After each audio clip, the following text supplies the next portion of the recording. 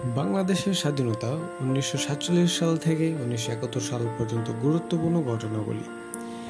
এক নজরে দেখে নিন 1947 থেকে 1971 সালে বাংলার স্বাধীনতা পর্যন্ত ঘটে যাওয়া গুরুত্বপূর্ণ ঘটনাবলী।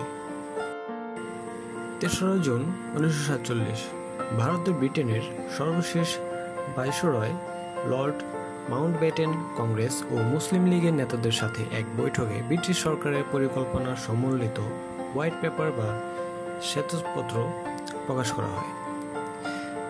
শ্বেতপত্র ভারতবর্ষ বিভক্তের রূপরেখা তুলে ধরা হয়েছিল। ওই বৈঠকে সব দলের নেতৃবৃন্দ পরিকল্পনা মেনে নেন। 15 আগস্ট 1947 দ্বিজাতি তত্ত্বের ভিত্তিতে অর্থাৎ ধর্মের ভিত্তিতে দুইটি পৃথক রাষ্ট্র গঠন করা হয়, ভারত ও পাকিস্তান। করাচি, পাকিস্তান। 17 আগস্ট 1947 মুসলিম লীগের প্রধান মোহাম্মদ আলী জিন্নাহ পাকিস্তানের প্রথম রাষ্ট্রপতি হন। 17 আগস্ট পাকিস্তানের করাচিতে গভর্নর জেনারেল হিসেবে শপথ নেন। ঢাকায় বিভিন্ন সড়কে সেদিন আতশবাজি পোড়ানো হয়েছিল।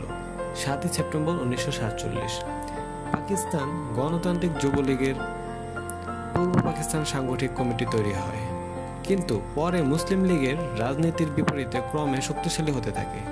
অসাম্প্রদায়িক চেতনার একটি দল গঠনের আলোচনা, যার প্রেক্ষাপটে প্রথম ছাত্রলীগ এবং পরে আওয়ামী লীগ মুসলিম লীগ গঠিত হয়। ঢাকা 4 জানুয়ারি 1948 সাল ছাত্রলীগ প্রতিষ্ঠিত হয়। ঢাকা বিশ্ববিদ্যালয়ে ফজলুল হক হলের অ্যাসেম্বলি হলে নতুন প্রতিষ্ঠিত দলের নাম রাখা হয় পূর্ব পাকিস্তান মুসলিম ছাত্রলীগ। 1955 সালে এই নাম থেকে মুসলিম অংশটি বাদ দেওয়া হয়েছিল। কার্জন হল, ঢাকা বিশ্ববিদ্যালয়। 24 মার্চ 1948 ঢাকা বিশ্ববিদ্যালয় কার্জন হলে সমাবর্তন অনুষ্ঠানে পাকিস্তানের গভর্নর জেনারেল মোহাম্মদ আলী জিন্নাহ বলেন, উর্দু হবে পাকিস্তানের রাষ্ট্রভাষা। অনুষ্ঠানে জিন্নাহর বক্তব্যের সঙ্গে সঙ্গে কার্জন হল উপস্থিত ছাত্রদের একটি অংশ তখনই নো নো বলে প্রতিবাদ জানায়। রোজ গার্ডেন, ঢাকা 3রা জুন 1949 ঢাকার KM দাস লেনের রোজ গার্ডেনে অনুষ্ঠিত এক সভায় গঠিত হয় পূর্ব পাকিস্তান আওয়ামী লীগ। প্রতিষ্ঠাতা সদস্যদের অন্যতম মাওলানা আব্দুল হামিদ খান ভাসানীর প্রস্তাব অনুযায়ী দলের নামকরণ করা হয় পূর্ব পাকিস্তান আওয়ামী মুসলিম লীগ। সেই সঙ্গে পূর্ব পাকিস্তানের ক্ষেত্রে সংগঠনের নাম রাখা হয় নিখিল পাকিস্তান আওয়ামী মুসলিম লীগ, যার সভাপতি হন হোসেন শহীদ সোহরাওয়ার্দী। তরুণ নেতা শেখ মুজিবুর রহমানকে দলটির যুগ্ম সাধারণ সম্পাদকের দায়িত্ব দেওয়া হয়। পরবর্তীতে সেই দলের নাম পরিবর্তন হয় বাংলাদেশ আওয়ামী লীগ।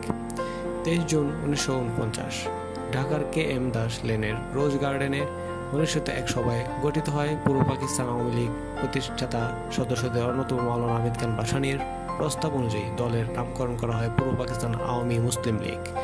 সেই সঙ্গে পূর্ব পাকিস্তানের ক্ষেত্রে সংগঠনের নাম রাখা হয় নিখিল পাকিস্তান আওয়ামী মুসলিম লীগ, যার সভাপতি হন হোসেন শহীদ সোহরাওয়ার্দী। পরবর্তীতে সেই দলের নাম পরিবর্তন হয় বাংলাদেশ আওয়ামী লীগ।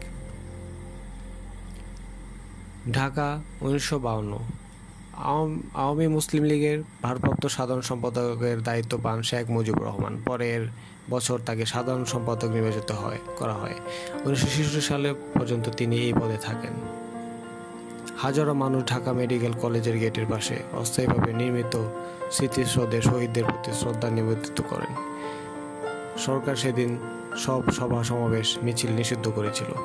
এই দিন তৎকালীন পূর্ব পাকিস্তানের জনগণ শোকের প্রতীক হিসেবে কালো ব্যাজ ধারণ করেন এবং শহীদদের প্রতি শ্রদ্ধা জানিয়ে সেদিন ঢাকার অধিকাংশ দোকানপাট বন্ধ রাখা হয়।